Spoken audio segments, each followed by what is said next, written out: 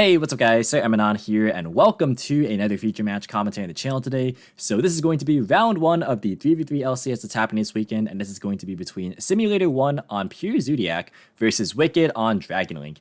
And as usual guys, if you do want to check out Luxury Gaming, the organizers for this tournament circuit, I will have all their social media platforms linked in the description box below for you guys to check out. And also I will be uploading several of the LCS Swiss rounds today and some of them tomorrow as well, but I'm not going to be going ahead and uploading every single round as I might have done in the past, because I do want to prevent myself from burning out too quickly after getting back into content creation here. But with all that being said, let's go and check out this replay without any further ado. So they're going to start things off with the RPS as usual, of course, and Dragon Link did take the win there, so they're going to choose to go first. And Dragon Link's opening hand going first is going to be Noct Division, Brute Sector Launch, Tracer, Dark Ruler No More, and Dragunity Remus. So definitely a strong hand. We see the Dragunity package, which I would say is not universal yet in Dragon Link builds, but this definitely can help, lessen the impact of certain hand traps by getting out Crystal Wing prior to the normal summon, of course. So that's pretty solid. And we also see Dark Ruler main decked, which I expect to see as a continual trend in Dragon Link specifically, which is good to see for sure. And other than that, the hand looks pretty solid. Always is unfortunate to draw the Brute Sector, but it does happen. And then the opening hand for Pure Zoo going second is going to be Bunny Blast, Double Tenki, Call by the Grave, and Ghost Ogre. So Ogre is a very interesting card to see as a hand trap. I don't think it's actually that great against most Dragon Link decks, because unlike Danger Thunder back in 2019, Ogre on LB doesn't really do much since everyone's just naturally positioning their Guard Dragon arrows to play around it. But it can be maybe useful here in this specific iteration of Dragon Link, because of the Dragunity package, since Ravine is such a nice target. But it is pure Zoo, not much to say there. Dragon Link's going to kick things off with the Remus effect. That's going to pitch itself to add a copy of Ravine to hand. And then Ravine is going to activate. That's going to pitch the Dark Ruler, but there's a Ghost Ogre, so probably the most opportune time to use it here, I would imagine. And then from here, Brute Sector Launch is going to activate. I suppose you can hit the Brute Sector as well, which could be actually fairly decent, since it is one of the most, it is one of the most reliable extenders of the entire engine. But Tracer is going to be summoned off the boot, and then Noct Division is going to be triggered off of that.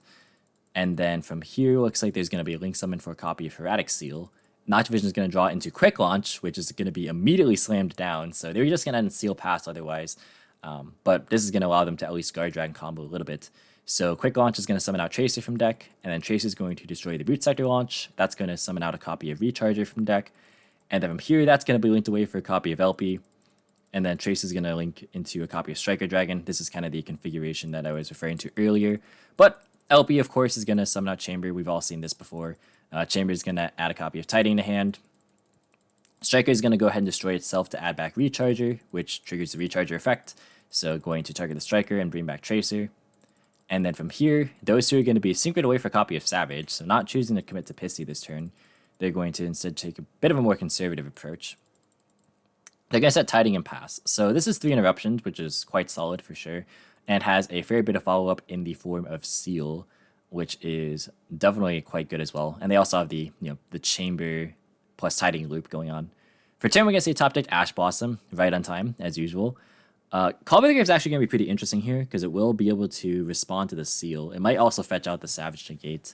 But Ash also might be good here as a 6th card, since Seal is like such a big part of their follow-up, so that was actually a pretty interesting top deck for sure. So they're going to start things off with a copy of Tenki. That's going to add a Zoodiac Therablade from deck to hand. And then they're going to null the Therablade and then use the effect.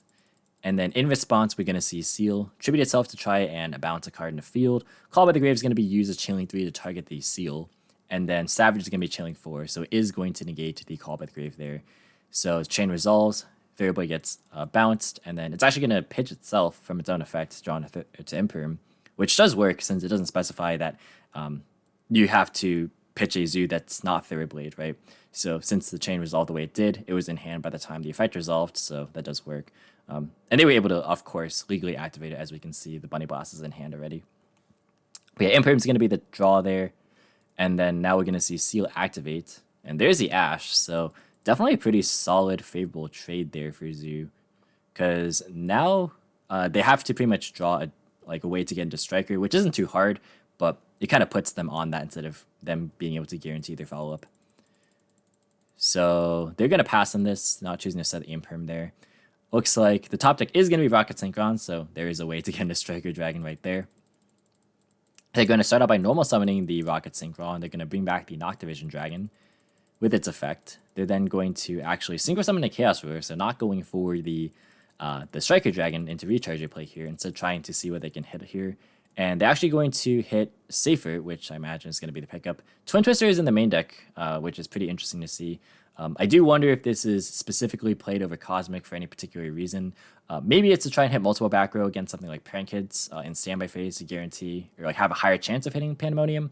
Could be a possibility, but obviously Cosmic was super popular, and it probably still will be popular, just to hit like Schism and Pandemonium and stuff. And Tiding as well, of course. Going to go ahead and add back the Safert, and then we're going to proceed to battle phase.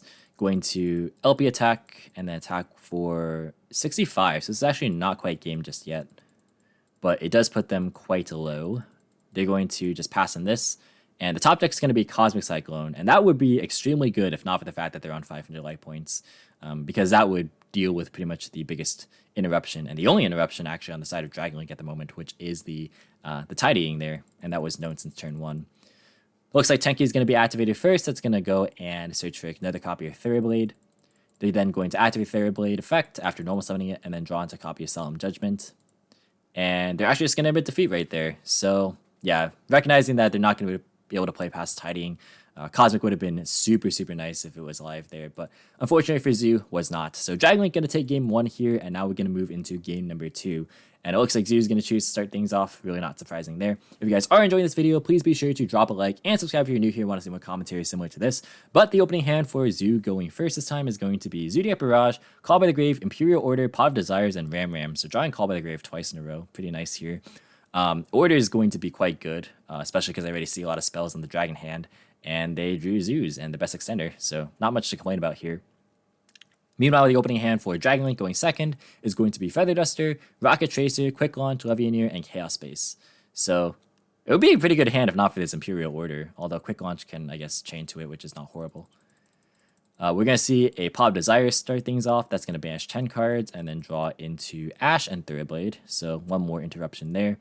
We see Book of Moon played here, which is quite nice to see. I do like that card quite a lot.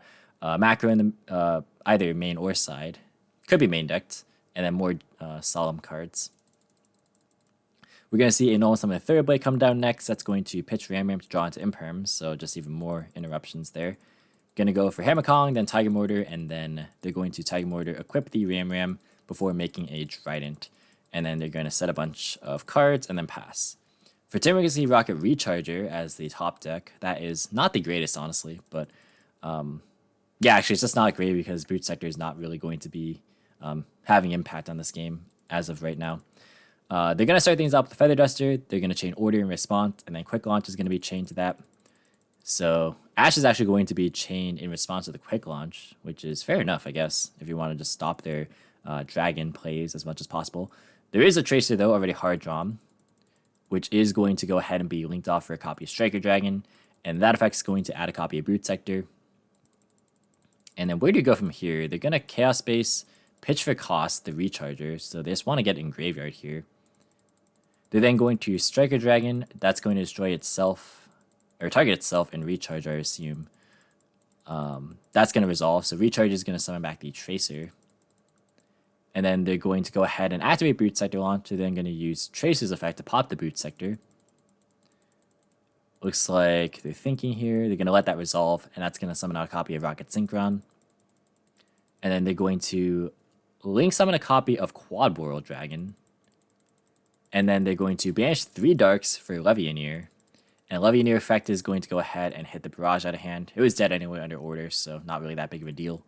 They're then going to Chaos Space, put back the Striker Dragon to try and draw into something. It's another spell card under Order, so just more dead cards. They're going to use Quad Boral to pop the World Legacy Guard Dragon to attempt to destroy Trident. They're going to Imperm, negate it. And they're just going to pass, because Levy can't attack this turn. So pretty solid. They're going to end phase, just use Trident to pop the Levy, and then proceed to draw for turn. It's a copy of Judgment, which is good. They're going to pay for Order and then go to main phase. They're going to switch Trident to attack position, attack over this Quad Boral, and now they are very, very clearly in the driver's seat. They're going to go for Shakanine here. Whoa, my stuff is lagging. That was wild. All right, they're going to go ahead and bring back the Ram Ram off the Shakanine. I wonder if that actually showed up in the video. We'll have to wait and see. Gonna go ahead and overlay Hammer Calling though, and then go for Zeus. And then Judgment's gonna be set and passed. So we're gonna see a top deck Chamber, which is fine, but it definitely doesn't beat this board. They're gonna go ahead and normal summon Chamber, and that's just gonna immediately be responded to with Judgment. And then they're gonna pass. For Chamber, we're gonna see a top deck Whiptail, so just drawing a lot of Zeus here. They're gonna pay for order, and then they're going to Zeus wipe their whole board. They're then going to normal summon a Whiptail, and then overlay Shakanine, and then use Shakanine to bring back the Therablade. And then they're going to go for Drill Driver Respinato. So this is actually 7,100 damage. And that is going to be good enough, actually. So that is going to be enough for a game right here. So Zoodiac actually taking things in game number 2, evening it up before game number 3. So moving on to game 3 here, looks like Dragon Link's going to start things off. And just before we get into game 3, want to shout out my patrons as usual. So thank you so much for helping to support the channel. Definitely means a lot. And if you are interested in helping to support the channel via the Patreon, feel free to check it out in the description box below. But the opening hand for Dragon Link game 3 is going to be Quick Launch, Dragoonity, Remus, Ash, Absolouter, and the Legatus. So it's always awkward to open this card. Well, not awkward, but it's just like not ideal. But the hand's definitely good enough to combo anyways, so can't really complain too much. And then the opening hand for Zoodiac is going to be Shifter, Lightning Storm, Tanky, Bunny Blast, and Ash. These are the powerful blind second tools that this deck can play. So Remus Effect is going to start things off. That's going to go and add a copy of Ravine. They're then going to activate Ravine and then use the effect. So they're going to pitch Router. They're going to search here. So that's going to add another copy of Remus to hand. And then Router Effect is going to go and search Tracer. So they chose not to drop Shifter, probably playing around like Gamma. They're going to then normal summon the Legatus and then use Remus to bring itself back. And then they're going to go and Synchro Summon for a copy of Gay Dirge. And then they're going to use that effect. That's going to be responded to with Shifter right there. So yeah, they were just playing around Gamma. So they're going to go ahead and add and then pitch the Baby Rock, which does not trigger, of course, because it has to go to Graveyard. And now they're going to be thinking here. They're going to normal summon the Remus, and then they're going to link off for a copy of Striker Dragon. They could have actually still gone into Crystal Wing if they wanted to. If I'm not mistaken. I could be wrong here, but I'm pretty sure that was an option. But they're going to go for Striker and add a copy of Boot Sector Launch. And then from here, they're going to link off into a Steel. And then they're going to activate Boot Sector Launch, and they're going to summon Tracer off of that. So they are actually committing under the D-Shifter. They're going to go and pop Boot Sector Launch off of the Tracers to summon a copy of Rocket Synchron from the deck. And then they're going to link into LP, and then link into Striker Dragon, and then they're going to activate LP's effect. They're going to chain Ash to that, which of course doesn't have to go to Graveyard, unlike something like, Ghost Ogre. And it's going to pass. So a lot of resources committed there, but we are going to see a top decked Tanky for turn. So Lightning Storm is going to put in some work here. They're going to go ahead and call monsters, of course, and then they're going to go and use Seal in response to bounce back LP. And then Seal Effect doesn't have to be sent to grave, just has to be tributed. So that's going to summon out a copy of Chamber. And then Chamber is going to search for a copy of Tidying. They're then going to activate Tanky next. That's going to be met with Ash, which should be banished under Shifter here. But they already drew the Zoo. So they're going to go for the Bunny Blast. And then they're going to be thinking here. They're going to go for Borbo. And then they're going to go Battle Phase, attack directly for 800, or 900, because it's Tanky. Then they're going to go for a Trident. They're going to pop the Chamber, which, again, should be banished under Shifter. They're going to then go into a format Zeus, and then they're going to pass. For turn, we're going to see a top deck Chaos Base. Could be potentially useful later if they have pitch fodder for it. But they do have Quick Launch at the very least. So let's see how they play past this Zeus. They're going to set, and then they're going to pass. And they choose not to use Zeus there. Because, like, even if it's tiding, it doesn't actually do anything. So we're going to see top deck Desires for turn. We're going to activate Tenki. That's going to grab Therablade from deck to hand. They're then going to Zeus, wipe the board here. I guess just in case. And then they're going to go and normal summon the Therablade, go into Shakanine, use Shakanine's effect to bring back the Therablade. And this might just be the same line for lethal as last time, because this is 7,100 right there. And that's their exact life point total. So I'm going to go for Respinato, and that is going to be actually Game 3 going to Pure Zoo.